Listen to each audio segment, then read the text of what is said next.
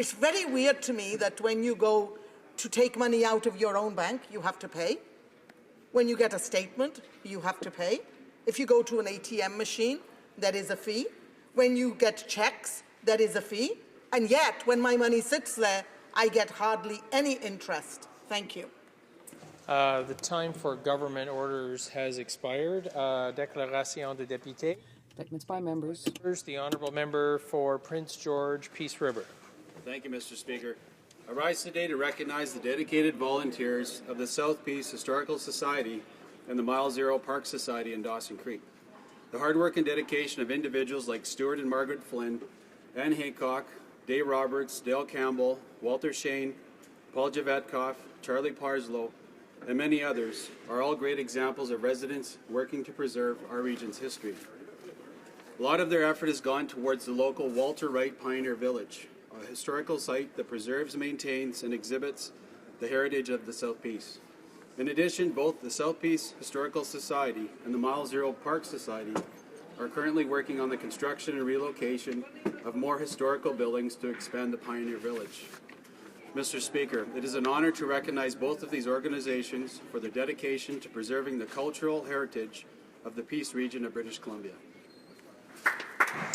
The honourable member for Windsor-Tecumseh. Mr. Speaker, it is my honour to bring to the attention of Canadians 5 Windsor police officers who bravely risked their own lives to save 8 citizens from imminent harm. On May 5th, my city's newest heroes sprang into action once they became aware of potential victims still inside a building ablaze and filled with black smoke. It didn't matter the home was derelict. It didn't matter that it had potentially explosive hazards in it. All that mattered was their civic duty as professionals. Chief of Windsor Police Services Al Frederick said it best. I am extremely proud of the quick actions and bravery displayed by our patrol officers. Despite imminent risks, these officers rushed into a burning building and saved several members of our community. Mr. Speaker, I, along with my fellow citizens, salute Constable Bradley Snyder, Constable Jeffrey Dalpe, Constable Surjit Gill, Constable Anthony Smith, and Constable Adam Spinarski. May their names be forever enshrined in the annals of Windsor's finest and bravest.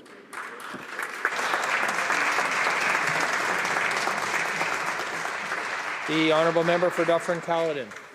Mr. Speaker, June is ALS Awareness Month. Amyotrophic lateral sclerosis is a rapidly progressive fatal motor neuron disease that leaves those affected in a state of progressive paralysis. As we approach the one-year anniversary of the ALS Bucket Challenge, I am proud of the more than 260,000 Canadians who donated a combined $17 million for ALS. But the fight is not over yet. Still today, roughly 3,000 Canadians are suffering from this disease, 80% of whom will die within 5 years of diagnosis. In 2005, my father succumbed to ALS, so it's affected me personally. Each year at this time, friends, family, and supporters of those suffering from ALS dedicate their time and energy to this devastating disease to raise awareness and funds for a cure. I encourage each member to wear a cornflower today to demonstrate our support in the fight against ALS so that together we can support families and find a cure. The honourable member for Cape Breton-Canso. Mr. Speaker, I too would like to add my voice to the ALS Awareness Month. ALS is a disease where the living wires that connect your brain to your muscles degenerate, leaving Canadians affected with this disease in a state of progressive paralysis, which will eventually impact their ability to breathe. The outcome, of course, is death, and as of today, there is no treatment. All members of this House have family, friends, or acquaintances who have been impacted. In September 2009, my former Chief of Staff in the Liberal Whip's office, Richard Wackett, lost his battle with the disease. An incredibly talented and respected young man struck down in the prime of his life. And many of us would have met Brian Parsons, a former political staffer who today not only fights his own personal battle with ALS, but continues to be a champion for the cause. Last year, 260,000 Canadians participated in the Ice Bucket Challenge, donating $17 million for ALS. This money went toward research and to equipment support services to maintain a patient's quality of life. We must continue this momentum in this fight to find a treatment. I ask all members to join me in support by wearing a cornflower today and donating to this important cause. The honourable member for Saskatoon-Humboldt. Mr. Speaker, today I would like to congratulate the Boys and Girls Club of Saskatoon and their Executive Director, Wanda Desjardins, on the great work in the city of Saskatoon. Through their before and after school programs, their summer day camps, their clubhouses, or their youth employment programs, they contribute to make Saskatoon a better place, last year impacting 3,500 young people. Each of their club's locations has trained, dedicated staff and volunteers who implement fun programs that positively influence the lives of each child that comes to their clubhouse. For 40 years, they have striven to implement the vision that all children and youth discover and achieve their dreams and grow up to be healthy, successful, and active participants in society. This Saturday, they will be having the Race for Kids to support their work throughout the city. For more information, check out www.raceforkids.ca. Congratulations to the Boys and Girls Club of Saskatoon. The Honourable Member for Chicoutimi-Le-Fier. Thank you very much, Mr. Speaker. June is ALS Awareness Month. This illness unfortunately kills between 2 and 3 Canadians per day. And currently, we find it very important to do everything we can to raise funds and try to find a solution to this illness, which kills too many parents in this country. Currently, there are over 3,000 Canadians living with ALS in Canada. I was proud to see the participation of many Canadians, including the leader of the NDP, in the Ice Bucket Challenge to increase Canadians' awareness and raise money to seek a cure. This was a huge success, and ALS Canada announced that they had raised $26 million thanks to Canadians' efforts. I hope that this year they will have as much success with the ALS Walk. On behalf of all of my colleagues in the NDP, I thank all participants in the ALS Walk, and I hope that they will find a cure soon. The honourable member for Oshawa. Mr. Speaker, today I'm proud to rise in the House wearing the jersey of my hometown junior hockey team, the Oshawa Generals. The Gens have a proud history. Hockey legend Bobby Orr played for the Generals, as well as hockey great Eric Lindros. Last night, the Generals, in a thrilling 2-1 overtime victory over the Kelowna Rockets, captured the Memorial Cup, the most coveted trophy in Canadian junior hockey. 17-year-old Anthony Cirelli scored both the tying and the winning goals for Oshawa. With this victory, Oshawa now has the most Memorial Cups of all the active teams in the CHL. This was truly a game for the ages. I'd like to congratulate the Kelowna Rockets for having such an amazing tournament. This is our first Memorial Cup since 1990, and I know all of Oshawa was united in support of our team.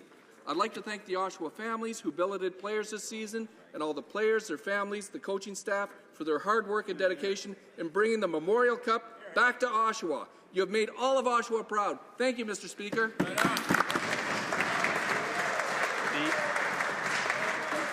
The honourable member for Miramichi. Mr. Speaker, the monster of Miramichi is a heinous criminal. He is a convicted murderer who then escaped from prison and committed 4 more murders.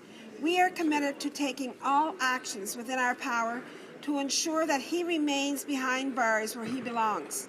Under the leadership of our Conservative government, we have taken strong action to restore victims to their rightful place at the heart of the criminal justice system and to ensure that the worst of the worst stay in prison for life. Mr. Speaker, we will always put the rights of victims before the wishes of criminals. The honourable member for Newton North Delta. Thank you, Mr. Speaker. This weekend there was another shooting in Surrey, BC. There have been over 30 shootings in our area since March.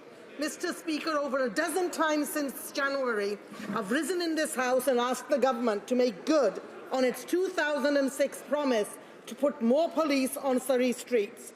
While this government finally paid lip service to our desperate need for more police, it won't commit to a timeline. In addition to holding this government to its word on more police, my colleague from Surrey North and I have asked this government for more resources to the Youth Gang Prevention Fund and to the Surrey School Board for more comprehensive drug prevention programs. Mr. Speaker, as the proud member of Newton North Delta, I will continue to voice the will of the residents of Surrey and Delta in this House. They want to feel safe in their homes. They want to feel safe going out at night. They want to know when this government plans to deliver the promised RCMP, and they want this government to stop with the talk and proceed with action. Honourable member for St. Catharines. Mr. Speaker, it was recently proposed to have, and I quote, a mandatory expansion of the CPP of the type that Kathleen Wynne put forward in Ontario, end quote. Who said that, Mr. Speaker? Well, Mr. Speaker, was a leader of the Liberal Party, whose high tax and high debt plan would mean a $1,000 tax hike for every employee who earns just $60,000 a year, directly out of their pockets. Mr. Speaker, my home of St. Catharines is full of families that would prefer to keep the money in their pockets, choose how to spend or how to save their hard-earned money. And Mr. Speaker, it is our government that makes that happen. Mr. Speaker, on this side of the House, we do not raise taxes on the middle class. We do the exact opposite. We cut them. Thank you, Mr. Speaker. The honourable member for Châteauguay-Saint-Constant. I'm very proud that we have learned last week that the city of Châteauguay was rewarded by the UMQ during their Montreal convention. The municipality won the Ovation Municipal Prize in the category Economy, Tourism and Recreation for its Ile Saint-Bernard Tertre project, as well as a special jury prize. This stood out among 20 other finalists, and the choice was made according to various criteria, including originality and citizen participation. Let us recall that the city bought the Tertre de Saint-Bernard in 2011. It was formerly the property of the Grey Nuns, and it has now been entrusted to Héritage Saint-Bernard and Compagnon for its management. It is estimated that 165,000 visitors came to visit last year, which generated revenues of $2.5 million, as well as creating 80 jobs. Having said this, I invite everyone to visit the Ile Saint-Bernard, which is clearly the exceptional tourism hub here and also so important for the entire community. Thanks once again, and congratulations to Châteauguay. For Pickering Scarborough East. Mr. Speaker, our Conservative government is focused on what matters to Canadians, helping families make ends meet by lower taxes and providing benefits directly to families. This is what also my constituents in Pickering Scarborough East want. Mr. Speaker, the Liberal leader's only solution is raising taxes, but don't take my word for it. Here is what he said, and I quote, "We are looking at an expansion and a mandatory expansion of the CPP of the type that Kathleen Wynne would put forward in Ontario. That means for someone earning $60,000, it's $1,000 in taxes every year that they would have to pay under their scheme. This is unacceptable, Mr. Speaker, and Canadians know it." Indeed. Thank you. The honourable member for Malpeque. Mr. Speaker, not only is this government out of touch with Canadians, their failure on the economy and lack of strategic planning is costing Canadian jobs. Let's take trade as an example. While the minister brags about trade agreements signed, it's just spin. The reality is Canada has sunk to such repeated monthly trade deficits that Stats Canada had to revise its trade deficit numbers from $984 million to a stunning $2.2 billion in a single month.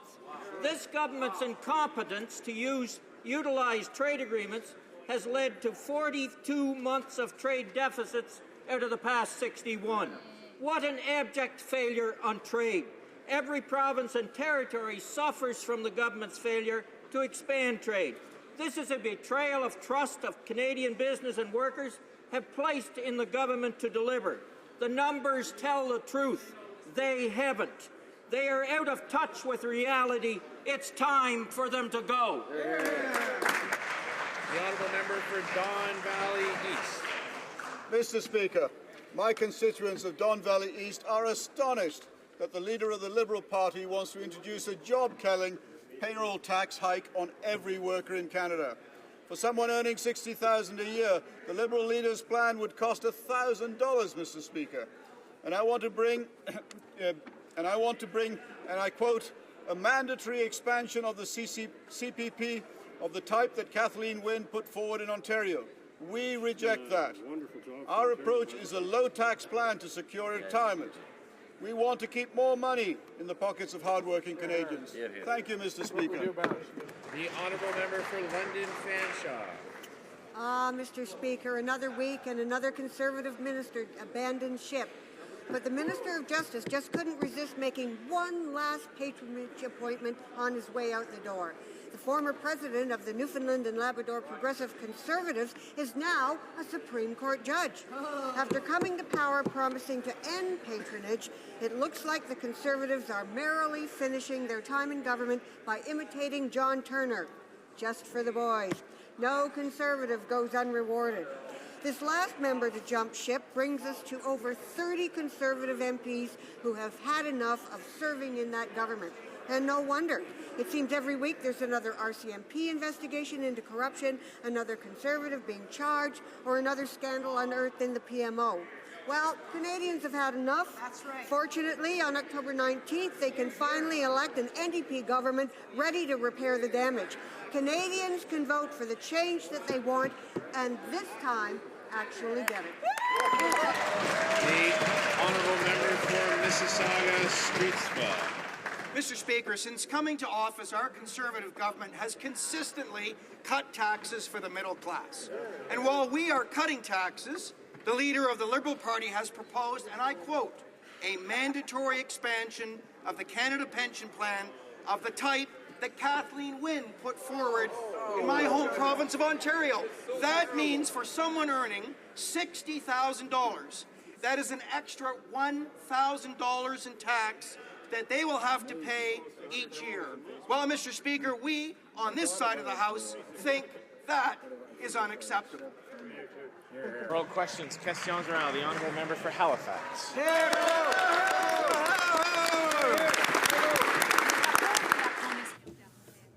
The report of the Commission, Truth and Reconciliation Commission, and on the system of Aboriginal schools will be released tomorrow. More than 7,000 testimonies were gathered.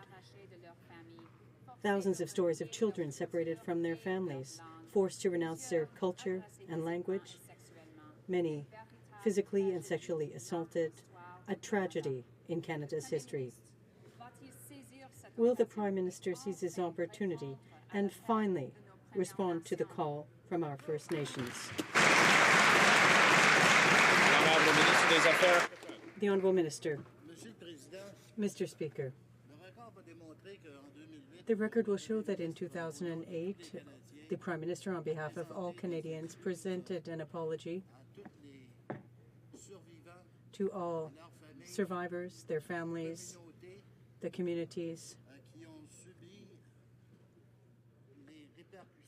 who experienced the repercussions of this dark chapter in Canada's history. We know that the Truth and Reconciliation Commission is wrapping up its work this week, and it's important for all Canadians to continue to support and focus on reconciliation.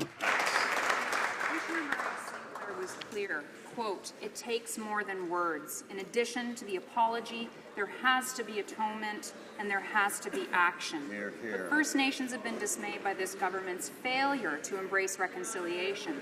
The Truth and Reconciliation Commission has had to go to court to get key documents released. Shame. Victims have been denied compensation or treated with suspicion and hostility. Will this government change its attitude and work with First Nations to achieve reconciliation?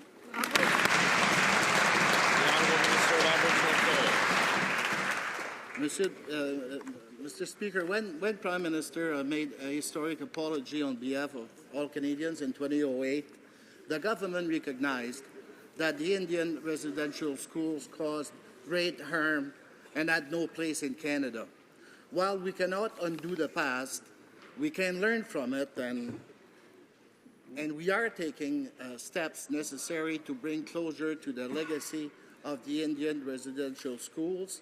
We will, Mr. Speaker, and we encourage all Canadians to continue promoting reconciliation between Aboriginal and non-Aboriginal Canadians. Member for Halifax. Mr. Speaker, the reality is that since the 2008 apology, little has changed for Indigenous people. The legacy of residential schools is still present today in high rates of poverty and unemployment, in the high number of children in foster care, and in the unacceptably high number of missing and murdered Indigenous women. If this government is serious about reconciliation, it's going to have to do a lot more to show it. Will the government commit to honoring the findings of the Truth and Reconciliation Commission?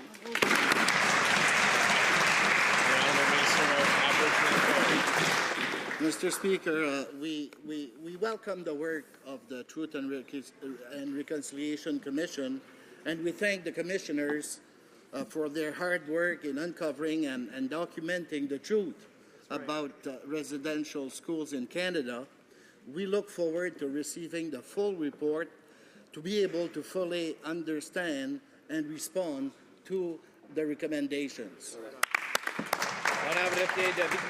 The Honourable Member for Abitibi James Nunavik. Speaker, the government's record following the apology does not give a lot of hope. According to the National Chief Bellegarde, and I quote, "The relationship has not improved to the point where we can say reconciliation has started," end of quote. Last year, this government spent hundreds of millions of dollars fighting Aboriginal and treaty rights in the courts. This is not how to build a relationship, Mr. Speaker. Will this government work with Aboriginal peoples to build a new relationship that is founded on respect and reconciliation?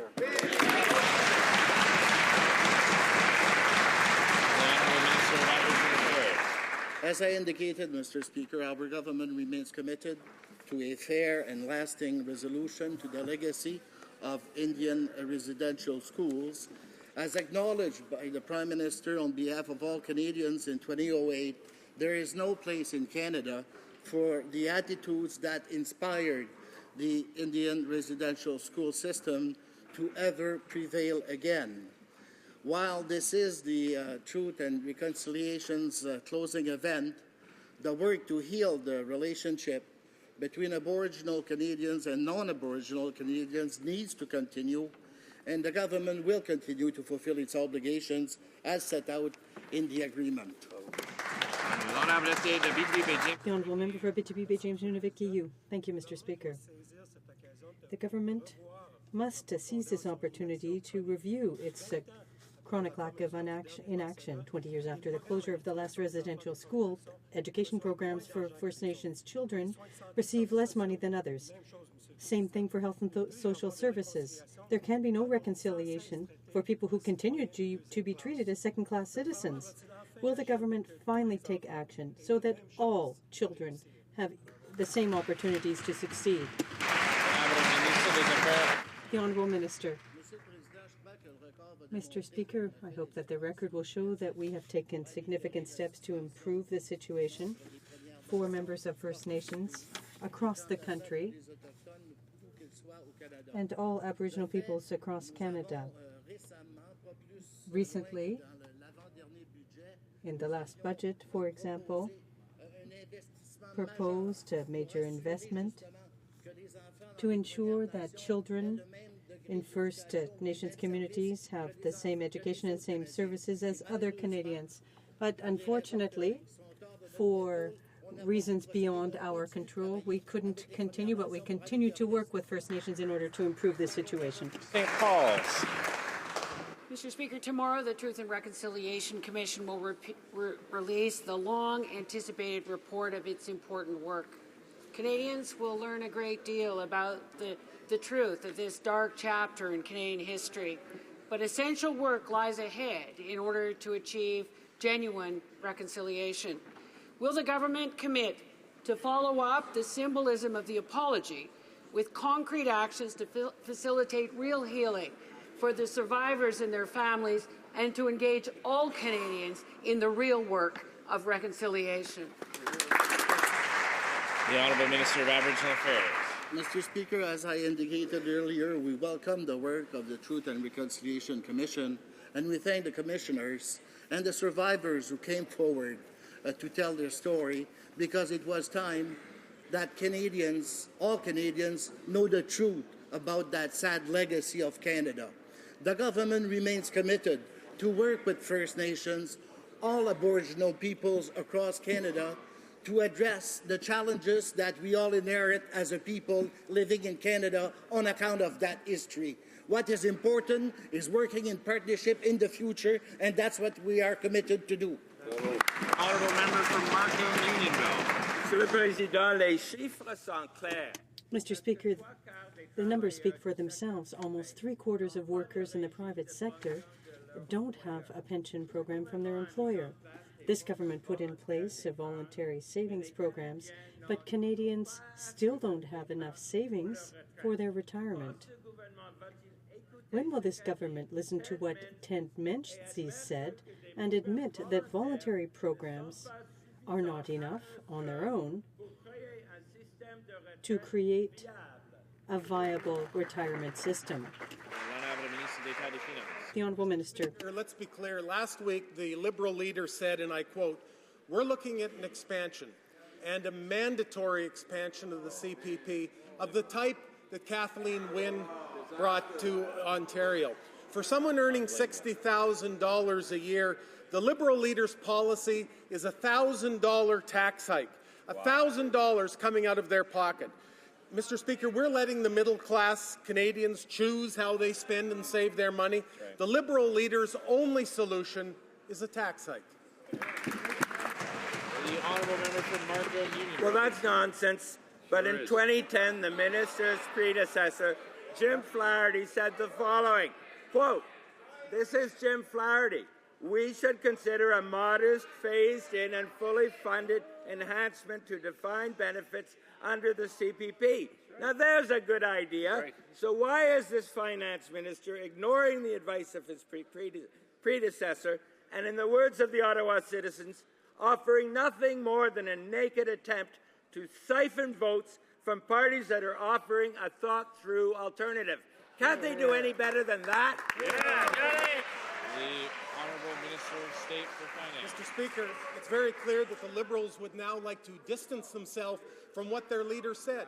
Their leader was very clear when he said last week, "We're looking at an expansion and a mandatory expansion of the CPP, the type that Kathleen Wynne put forward in Ontario." Wow. Mr. Speaker, we know that the Liberal Party believes that they should get rid of the universal child care benefit, cancelling income splitting, and certainly income splitting for seniors, clawing back the tax-free savings account. Mr. Speaker, for someone earning $60,000 a year, a $1,000 tax hike is the response and the answer that the Liberal Party has. We believe in choice for Canadians. Canadians know they're better off. The honourable member for Algoma, Manitoulin, Kapuskasing. Mr. Speaker, a patent example of the government's disastrous record on First Nations is a lack of resources for health care. The Auditor General reminds us that the government has no tools to measure the quality of health care provided to our First Nations. Not all clinics are even inspected, and the ones with serious deficiencies are simply left to fend for themselves. Will the government finally offer adequate health care services to our First Nations? Mr. Speaker, our government is committed to the health and safety of all Canadians, and I think it's important to note that we provide over $2.5 billion every year towards programs and services for Aboriginal health. This includes access to essential nursing services, home and community care, and $34.5 to improve the quality of health services. So again, I think we're making many important measures in terms of the health of our Aboriginal communities. The honourable member for Algoma, Manitoulin, Kapuskasing. Well, Mr. Speaker, what we have seen over and over again from this government is total incompetence to manage even the most basic components of health care for First Nations, like making sure they have functioning clinics with the necessary equipment. I'll just give you one example, Mr. Speaker.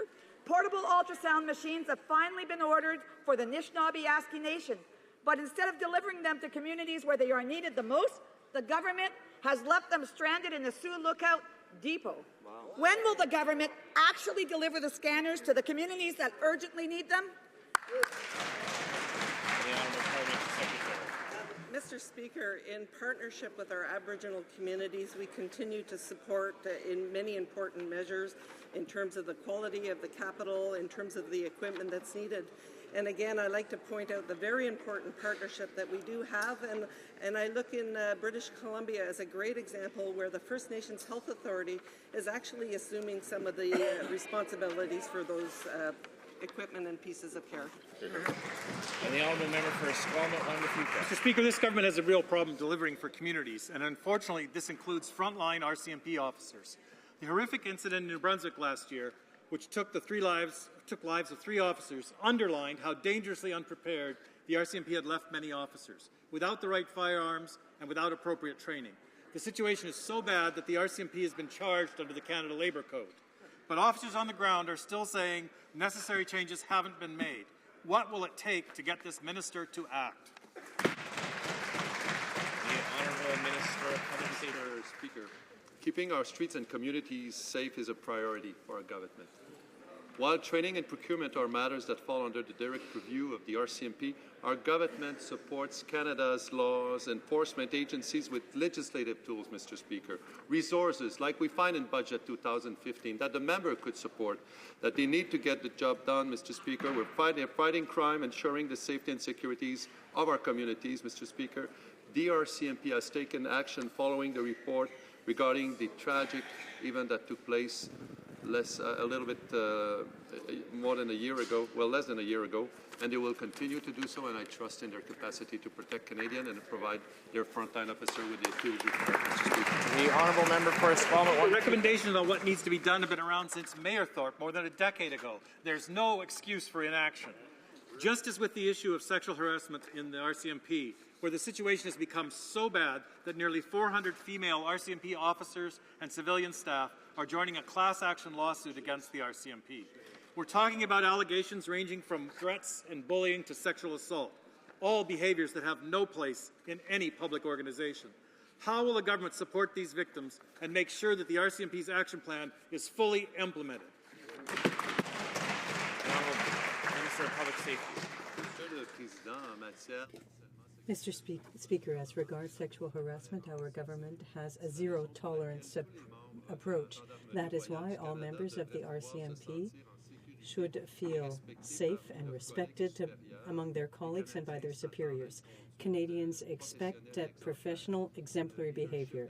The leadership in the RCMP continues to work in order to support the culture of respect for men and women who protect our country. And they will ensure that respect applies to all members of the RCMP. The Honourable Member for Alfred-Pellant. The BC Supreme Court, Mr. Speaker, is currently examining a class action lawsuit for 362 women victims of sexual harassment in the RCMP following the damning report on the sexualized culture in the Canadian Forces. Now it's the RCMP. It's taken too long to deal with these cases of sexual harassment. Will the minister ensure that all steps are taken to quickly put an end to this intolerable situation and help these women victims of discrimination in the RCMP? The Honourable Minister. Mr. Speaker, I can be very clear. In terms of sexual harassment, our government has a zero-tolerance policy. That's why we expect the leadership of the RCMP to continue its professionalism and to ensure that all men and women protecting our country evolve in a culture of respect and free of all sexual harassment. Members of the RCMP must feel safe, and I'm confident that the leadership will face these challenges with the appropriate tools and the structures that are currently put in place. The Honourable Member for Alfred-Pellant. Well, we need to see some leadership from the Conservative government on this file, Mr. Speaker. The tragic shooting in Moncton last June revealed serious deficiencies in the RCMP. Officers are complaining about a shortage of weapons and lack of training to deal with these situations, to such an extent that the RCMP is now before the courts for not respecting the Labour Code and for jeopardizing the safety of employees. Can the minister tell us how many files or how many of these members of the RCMP are lacking materiel or the adequate training they need. Mr. Speaker, if my colleague wants to help the RCMP have the tools and legislative tools they need to protect Canadians, I would invite her to support the budget 2015, which includes additional resources, Mr. Speaker. As regards, Mr. Speaker, the equipment that falls under the purview of the RCMP, we ensure that they have the resources and tools they need. That is what we have done with our anti-terrorist measures and in Budget 2015, which contains additional resources. Mr. Speaker, the RCMP takes into account recommendations that were formulated following the tragic shooting and will follow up on them. The Honourable Member for Argenton-Papineau-Mirabel. It's hard to know what's going on in the Prime Minister's office. We know that several occasions they tampered with a report. Now the Auditor General is going to be releasing a report on spending by 105 senators. And it's almost half of all senators that are facing are suspected of fraud. Why did the Prime Minister try to hide the truth with respect to fraud committed by senators appointed by the Prime Minister? The Honourable Parliamentary Secretary. Of course, nothing could be further from the truth. It was the Senate themselves who actually invited the Auditor General in to review their expenses. And of course, we expect that all senators will participate in this and cooperate, Mr. Speaker. At the same time, Mr. Speaker, we know that the NDP have their own problems with respect to 68 members of Parliament who owe $2.7 million back to the taxpayer for illegal offices that they funded in contravention of the rules of this place. In fact, the member for Scarborough Southwest is on the hook for $141,000, Mr. Speaker, and I think he should do the right thing and repay the taxpayer. Hear, hear. The honourable member for Timmins, James Bay. Mr. Speaker, one of the sadder elements about this corrosive Senate scandal is the failure of the Prime Minister to show leadership and explain his role in undermining public trust in the Senate. We've learned that the vetting of senators is the sole responsibility of the Prime Minister, and yet he refuses to explain what that process is or whether senators even are eligible to sit in the Senate. At the same time, his Conservative colleagues in the upper chamber are sitting on a report that speaks to the issue of eligibility of the rules, whether they were followed. This Prime Minister promised to clean up Ottawa. Why won't he come clean with Canadians? What is he trying to hide? Speaker, on a number of occasions, constitutional practice with respect to the appointment of senators has been clear for almost 150 years, Mr. Speaker. What is also clear is that it is inappropriate to use taxpayer resources to fund political party offices, Mr. Speaker. Now, in the OfficeGate scandal hatched out of the Leader of the Opposition's own office, Mr. Speaker, some 68 members of the NDP are now on the hook for $2.7 million. And in a very awkward twist, when the member for Burnaby Douglas was asked last week how he would pay the $170,000 he owes, you know what he said? He said it wasn't his debt. It was the member for Skeena-Balkley Valley's debt because he was the House Leader at the time, Mr. Speaker. Wow, so they're busy throwing each other under the bus as opposed to paying. The honourable member for Timmins, James Bay. Well, when you see the mighty Prime Minister hiding behind that man, you know why so much of the front bench are hitting and getting out of town as fast as they can. This Prime Minister is neck deep in this scandal. The RCMP named his staffers as being key in the cover-up of issues of fraud and breach of trust. His senators tried to whitewash the audit. Now we're on the eve of a new Auditor General report that could put 14 senators in jail.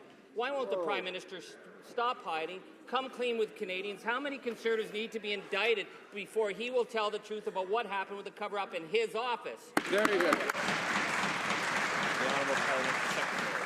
Well, obviously, Mr. Speaker, again, it was the Senate who invited the Auditor General in to audit their expenses, and we hope that they insist that they will cooperate in this, Mr. Speaker. At the same time, it's also very clear that there are 68 members of the NDP caucus who, unfortunately to taxpayers, will be spending their summer in court, squished into the defendant's box of a court, trying to explain why they refuse to pay back $2.7 million to taxpayers, Mr. Speaker.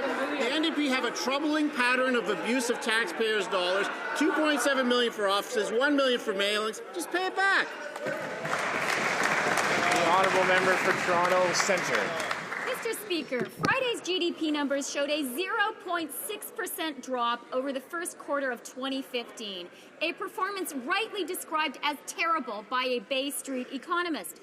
The Governor of the Bank of Canada's previous remark about an atrocious start to the year has sadly been borne out. Most troubling was the 0.2% decline in March, a month which was supposed to show an economic rebound. When will the Conservatives quit parroting their talking points, face this grim reality, and admit that they have no effective plan for jobs and growth? The Honourable Minister of Finance. Speaker, this is a further indication of global economic uncertainty.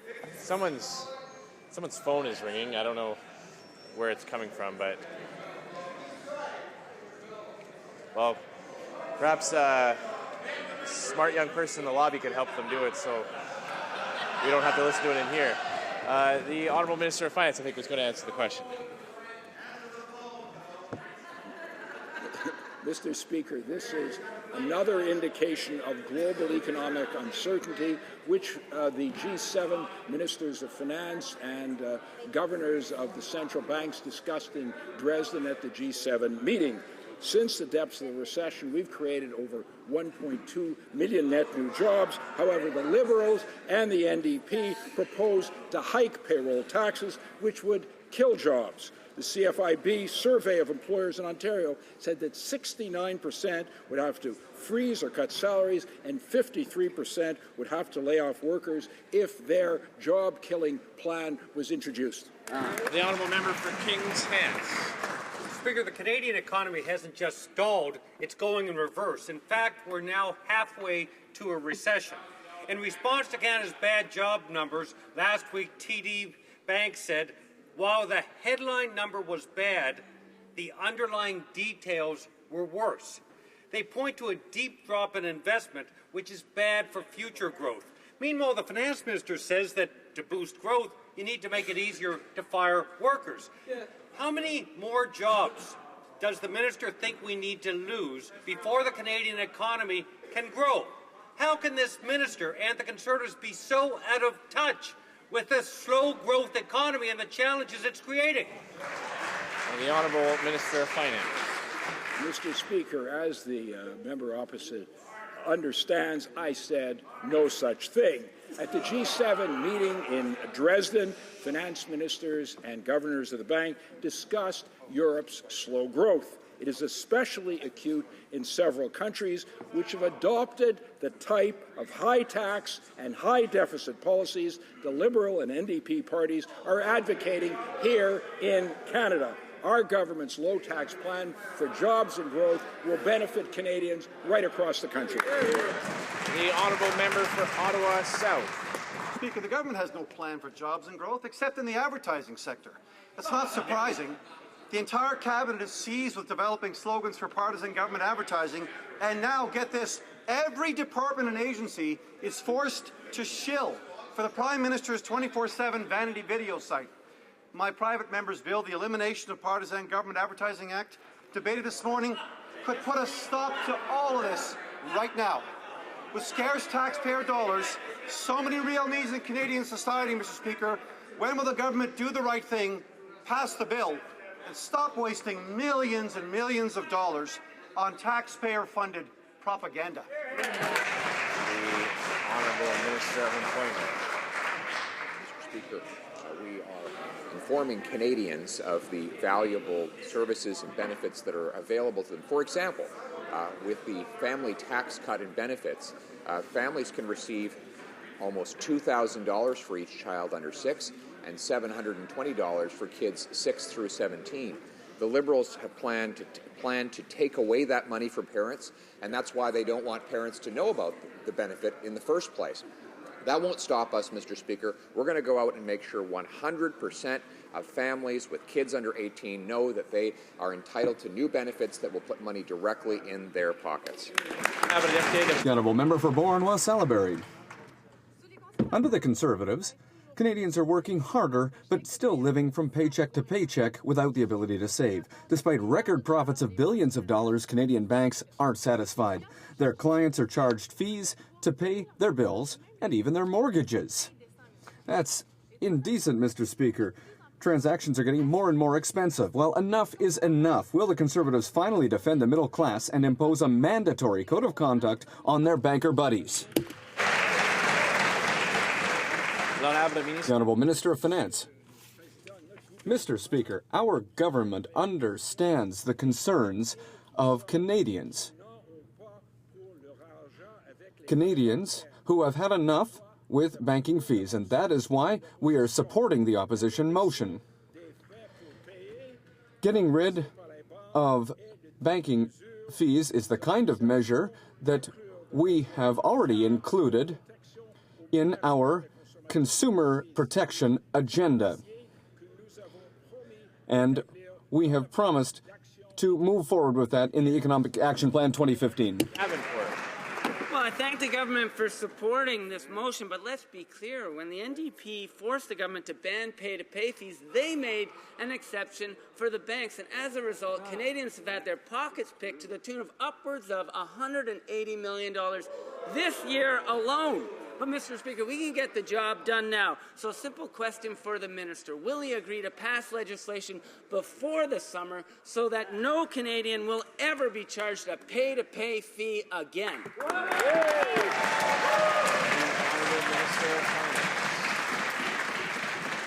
Mr. Speaker, we have already introduced tough measures to protect Canadians from predatory bank practices, including obtaining commitments from the banks to end pay-to-pay practices for bills in the mail, implementing low-cost bank accounts, and expanding no-cost banking options for more than 7 million Canadians. We're very proud of our record. The honourable member for Scarborough Rouge River. Mr. Speaker, they're failing consumers on bank fees, and they're also failing on the economy. When the Governor of the Bank of Canada said that the economy would be atrocious, he was talking about zero growth. But the truth is even worse. Under the Conservative economic mismanagement, our economy is actually shrinking, with thousands of Canadians struggling to make ends meet and worried that their job might be the next to disappear. When will the Conservatives drop their tired talking points and start taking action to protect Canadians and create jobs? The Honourable Minister Evans-Pettigrew. The Liberals and NDP have only one plan on jobs, and that is to raise taxes on those who create them and on the workers who do them. Mr. Speaker, raising taxes during this fragile global economic time would be a disaster. It would kill jobs and send shockwaves through our economy. Our approach is the opposite. Through tax cuts, training, and trade, our economy has generated 1.2 million net new jobs, with 80% of them full-time, two-thirds in high-wage sectors. That is the best relative job creation record in the G7. We'll keep cutting taxes and creating jobs. Honourable member. Thank you, Mr. Speaker. We're talking about what's happening today, not what's happened in the past. When will the Conservatives see that their economic policies aren't working? Even the government's own forecasts can't get it right. GDP growth was forecast at 1.2% in the first quarter. But, surprise, surprise, instead it shrank by 0.6%. Well, it's no surprise that the Bank of Canada governor has called our economy atrocious. When will the Conservatives abandon their status quo economic plans and propose a real plan to create jobs? Honourable Minister of Finance. Mr. Speaker, the government is concentrating on what counts for Canadians: jobs and economic growth. Over 1.2 million net new jobs have been created since the recession. And Canada will be among the most strong G7 economies in the years to come. There is an impact from global economic slowdown. The honourable member for Don Valley West. Mr. Speaker, our government has introduced multiple opportunities for Canadians to save more for their retirement. Can the Minister of State for Finance please update this House on our proposed idea for the Canada Pension Plan? Minister of State for Finance. Mr. Speaker, I thank the member from Don Valley West for the question. He's correct. The Liberal leader said last week, and I quote, We're looking at an expansion, a mandatory expansion of the CPP of the type that Kathleen Wynne put forward in Ontario. Mr. Speaker, we've said it already, that for the average family, for someone earning $60,000, that's a $1,000 extra tax hike. Mr. Speaker, a middle-class family with 2 incomes would be paying thousands. While we're letting middle-class Canadians choose how they spend and save their money, the Liberal and the NDP plan is simply another tax hike. Member for Scarborough Southwest. Mr. Speaker, last year the federal government announced its intention to attract double the number of international students. But once again, they failed to follow through. A Citizenship and Immigration Canada report obtained by the Globe and Mail shows a 30% increase in processing times for study permits and a doubling of time for temporary resident visas because of a lack of coordination between government departments. So does the minister understand that failing to attract international students hurts our competitiveness and leaves Canada falling further behind? The Honourable Minister of Citizenship and Immigration. Well, Speaker, that member's question, as usual, is eye-wateringly misinformed. This government has doubled the number of foreign students in this country since 2005. Last year, Mr. Speaker, we saw double-digit growth across the board once again, and 29,000 Chinese international students who came to this country in 2013 were succeeded last year by over 60,000 from one single country, Mr. Speaker. We have never seen growth like this. We're proud of our universities and colleges. Our strategy is working, and an unprecedented number now have the opportunity to become permanent residents of this country as well, thanks to our government's programs. The honourable member for Saint-Lambert. But apparently, Mr. Speaker, nobody's communicating with anyone else in this government. Not even a year ago, we were told that the number of international students in Canada would double, and since then, crickets. Departments are working in silos, and the results are very disappointing. Processing delays for study permits have gone up by 30%, while wait times for student visas have doubled. Can anyone explain how this government's goals can ever be met? The Honourable Minister of Citizenship and Immigration.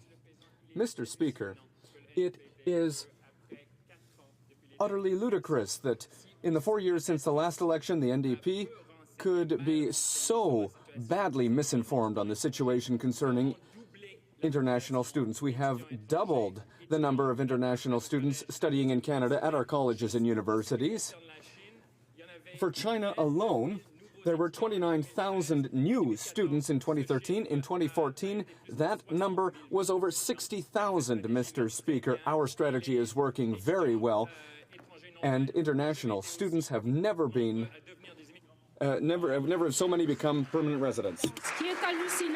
No, what's utterly ludicrous is that family reunification has become a real nightmare in Canada, thanks to the incompetence, the improvisation, and the insensitivity of this Conservative government. It now takes 4 years to simply be eligible to sponsor a parent or a grandparent, and that if all goes well. Mr. Momchilovic is still waiting 7 years on to sponsor his now widowed mother. When will the minister show some humanity and finally deal with the backlog in requests? The Honourable Minister of Citizenship and Immigration. The real nightmare here, once again, Mr. Speaker, is the will of the NDP to lead a misinformation campaign in front of Canadians. Sponsorship of parents and grandparents has let in up to 75,000 new immigrants in 3 years, thanks to our reunification family policies. This year, 70,000 new immigrants will come to Canada thanks to our family reunification programs, and that's in addition to our new visa, which has opened the door to 50,000 parents and grandparents to come to our country in 3 years. Well, the reality, Mr. Speaker, is that the people who are directly affected know that this government has failed to deal with the immigration backlog. That's the reality.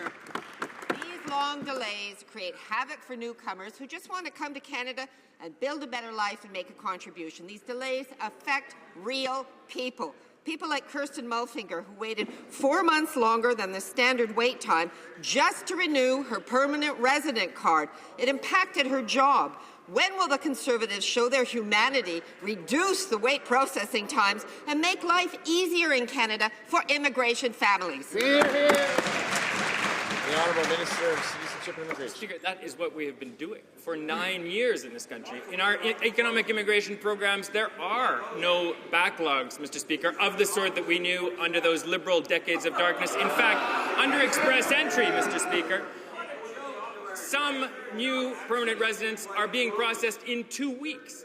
And on family reunification, Mr. Speaker, our action plan for faster family reunification has brought 75,000 parents and grandparents in only 3 years, in addition to the super visa, 50,000 of those issued in only 3 years, Mr. Speaker. We're getting the job done. Backlogs are down. Immigration has never been faster.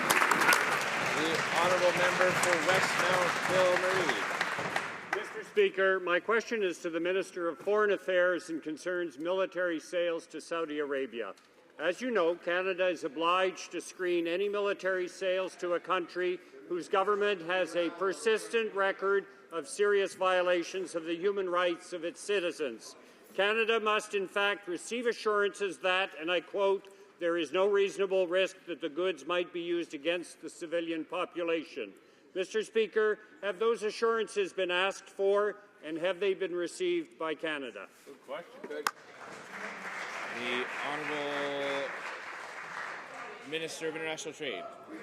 Well, Mr. Speaker, the export contract that the member refers to is the largest in Canadian history and will create and sustain more than 3,000 direct jobs in southwestern Ontario alone. Export permits are only approved if they are consistent with Canada's foreign and defence policies, including human rights.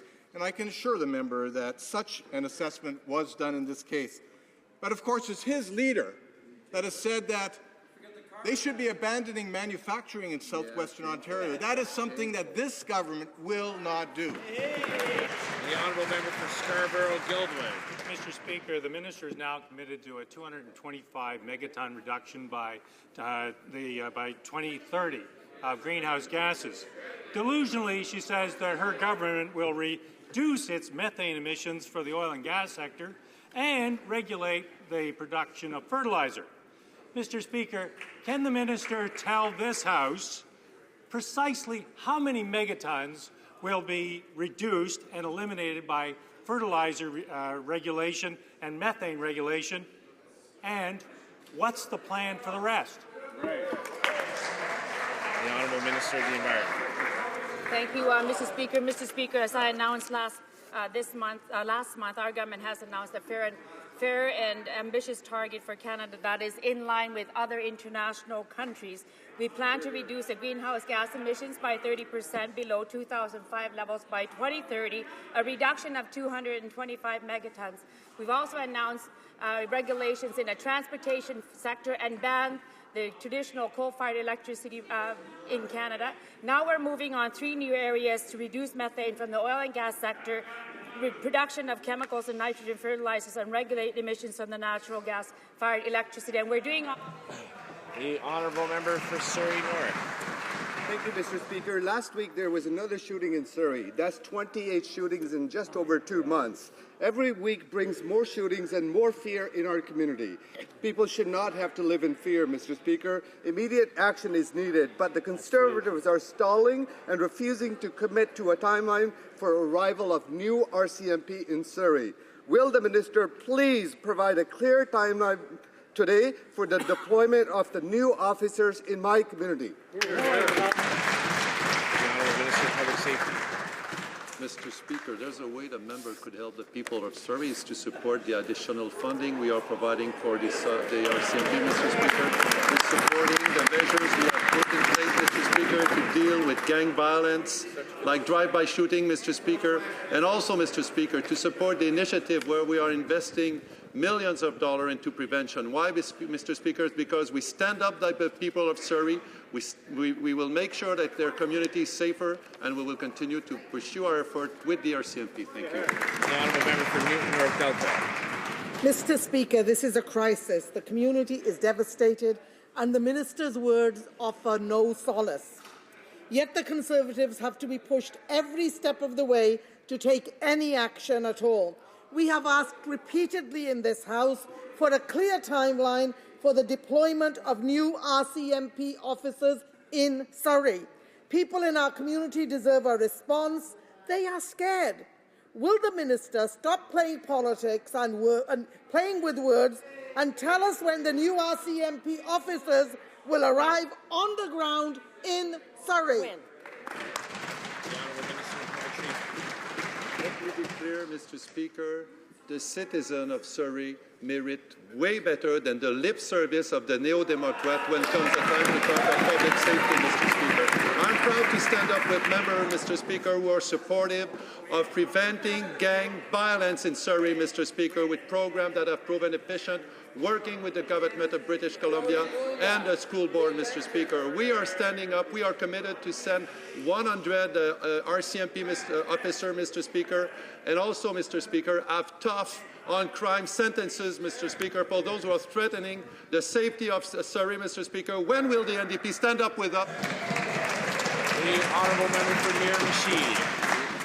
Mr. Speaker, Alan Legere, known as the Monster of Miramichi, is a heinous criminal. He murdered a shopkeeper in Black River Bridge and then escaped from prison and committed 4 more murders. Terrible. He is the worst of the worst. My constituents recently found out that he will have a parole hearing this October and could be released into the community. Can the Minister of Public Safety tell this House what a government will do to keep dangerous criminals like the Monster of Miramichi behind bars? Good question. The Honourable Minister of Public Safety. Mr. Speaker, I want to thank the member of Miramichi for making sure that the people of our community are safe. Mr. Speaker, Alan Legere was convicted of horrific crimes, and I can assure the hard-working member of Miramichi, Mr. Speaker, that we will take every step we can to ensure that individuals like Mr. Legere are kept behind bar, Mr. Speaker. Monsieur le Président, under the leadership of our Conservative government, we have taken strong action to restore victims to their rightful place at the heart of the criminal justice system and to ensure that the worst of the worst stay in prison for life. Member for Kingston, the Islands. Mr. Speaker, answering my recent written question number 721, the Conservatives wrote bluntly, quote, "The Government of Canada will not revisit the decision to close the prison farms." But the Conservative candidate in Kingston and the Islands launched his campaign stating his, quote, "unshakable conviction to restore prison farms." And he bought a share in the herd of prison farm dairy cows. Could the Conservatives please clarify for Canadians their position on having inmates pay their way through work on prison farms? The Honourable Minister of Public Safety. Mr. Speaker, Correctional Services Canada have a number of programs to ensure that we are able to offer inmates solutions so that they can reintegrate society in a successful way, Mr. Speaker. We will continue to support CSC's programs, but we will also ensure, Mr. Speaker, that people who committed serious, dangerous crimes serve their time behind bars, and we will continue on that path. The Honourable Member for Trois-Rivières. Mr. Speaker, the pyrrhotite problem is just getting worse and worse. Thousands of people took to the streets of Trois-Rivières this weekend to ask the government, the federal government, to help the 2,000 families who have to spend up to $200,000 to repair the foundations of their houses. The municipality and the government of Quebec have answered the call, but the federal government is sitting on its hands. Will the government finally recognize that no argument, absolutely no argument, can excuse its inaction, and will it finally implement an emergency plan to help the victims of pyrrhotite? The Honourable Parliamentary Secretary. Mr. Speaker, we understand to what extent this has had a consequence on people of the region. However, the member knows that the pyrrhotite problem is under provincial jurisdiction. The government of Quebec has launched a provincial program to offer financial aid to owners who are dealing with damage caused by pyrrhotite. I invite those who are affected by the problem to communicate with the government of Quebec. Member for Burlington. Speaker, Burlington has more seniors per capita than any other community in the GTA. Burlingtonians and all Canadians deserve to have a strong and secure retirement. so they can enjoy their next chapter after their working lives. Can the Minister of Employment please inform this House on the action our government has taken to help Canadians with their retirement? The Honourable Minister of Employment. Yes, Mr. Speaker. Last week, the Liberal leader said we're looking at an expansion, a mandatory expansion of the CPP of the type that Kathleen Wynne put forward in Ontario. The Kathleen Wynne plan is the federal Liberal plan, and the numbers that the Ontario government have published suggest that a worker earning just $60,000 a year would face a $1,000 pay cut. But his employer, a small business, would also have to match that $1,000 tax increase, which, according to the C5B, will lead to layoffs and further wage cuts. Mr. Speaker, this would send reverberations throughout the entire economy, and that's why we will never support it. The Honourable Member for Bar-Richelieu, Nicolas Bécancourt. Mr. Speaker, this morning over 300 workers took part in a protest against the hiring of foreign workers at the new Jean Coutu Distribution Centre in Varennes. The problem is a simple one. These foreign workers are doing work on the site that is usually done by Quebec's industrial mechanics. The labour market impact assessment is problematic or even doesn't exist. Or did these foreign workers get entrepreneur visas to get around the law? Can the Minister of Employment tell us if these workers came in through the temporary foreign worker program or the entrepreneur visa program? And will the government act rapidly on this file? The Honourable Minister of Employment. Mr. Speaker, first of all, I'd like to thank the Honourable Member for informing me that he would ask this question. We believe that all jobs in Quebec should be offered first and above all to the people of Quebec. And a temporary foreign worker should never take the place of a Canadian worker.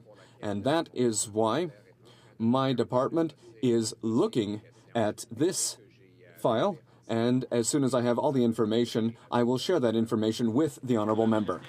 The Honourable Member for Verchères les Patriotes. Mr. Speaker, on the website of Citizenship and Immigration Canada, a processing delay of 65 days is required for renewing permanent residence cards. The work of permanent residents in my riding requires travel outside of Canada, and people are at risk of losing their jobs because the delays for processing are too long. One particular person, after 5 months, has had to make an emergency request after not getting his or her card. What is the point of having an emergency service if you have to wait days and days to get an answer? The Honourable Minister. Well, Mr. Speaker, I need to highlight that it's irresponsible to raise such a question in this House. Because of privacy laws, we cannot comment on individual cases. The member should speak to the responsible minister or department if she wants fair treatment for everyone. We have managed to reduce backlogs around the country, but there are some complicated cases, and they need to be spoken of in private, not in public in this House. The Honourable Member for Verchères les Patriotes. Mr. Speaker, I understand what my honourable colleague is saying. That having been said, I'm using the example of a citizen in my riding to talk about delays generally speaking and not about this specific case. See, Citizenship and Immigration's website says that a delay of 2 days is acceptable in some circumstances. It's not acceptable that some people have to wait over 8 days in emergency situations. Clearly, the emergency system is not working. When will this government take citizenship requests seriously and deal with emergency situations urgently, or do they have to create new systems to deal with emergency requests that haven't been dealt with? The Honourable Minister. Well, Mr. Speaker, members who are truly interested in the problems facing their constituents deal first and foremost with the department. That's what we must do. It's important not to play politics with individual cases, individuals who are dealing with emergency situations at home or abroad. We would like to help the honourable member, but to do that we need information, and we have to do it in a detailed manner, and that's not been done to date. Mr. Speaker, Canadians that are lost to understand why the Government of Canada would rather risk losing a trade challenge and compensating the European Union rather than assisting Newfoundland and Labrador government through a promised fisheries investment fund. Could the Minister of International Trade inform this House if his department has investigated the potential costs relating to compensating European interests under CETA if mandatory processing requirements are not eliminated? And what are those estimated costs? The Honourable Minister of Trade. Well, Mr. Speaker, I can assure that member that our government remains committed to working out the details of an MPR fund with the Government of Newfoundland and Labrador. The fund was always intended to compensate hard-working Newfoundlanders and Labradorians for actual losses arising out of the removal of MPRs. Makes sense. It was never intended to be a blank check that could be used to disadvantage the other maritime provinces. Why won't the members stand up for the maritime provinces? Federal officials remain open to receiving proposals from their provincial counterpart on how to implement the MPR fund. As yet, we have not received such a proposal. That concludes the question period for today. Canadian Forces Day is an opportunity for Canadians across the country to recognize the sacrifices that our men and women in uniform make on our behalf. It is with great pleasure that I mentioned the presence in the gallery today of 9 members of the Canadian Forces who are today participating in Canadian Forces Day. Stephen Hendrick, Master Seaman Andrew W.M. Brown, Corporal Jason Funnell, Sergeant Kyle Parker, Captain Joey Baker, Corporal Trevor Madge, Master Corporal Seth Van Loon, Sergeant Sophie Martel, Sergeant David Roy Lamontagne.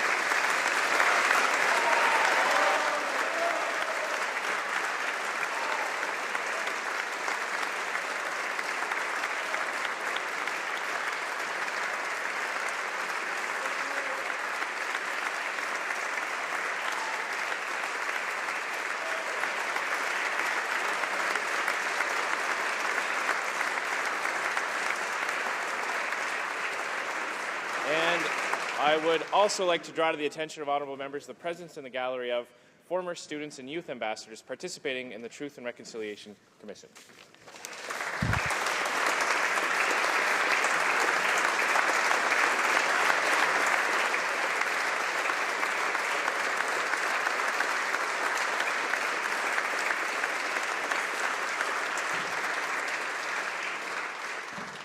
Tabling of documents, dépôt de documents, the Honourable Minister of Aboriginal Affairs. Mr. Speaker, pursuant to Standing Order 41, I have the honour of tabling a Ways and Means motion dealing with the appropriate government committee and making other amendments pursuant to Standing Order AD3. I ask to put it on the record today. Languages, the Delaney Final Self Agreement and the Delaney Tax Treatment Agreement.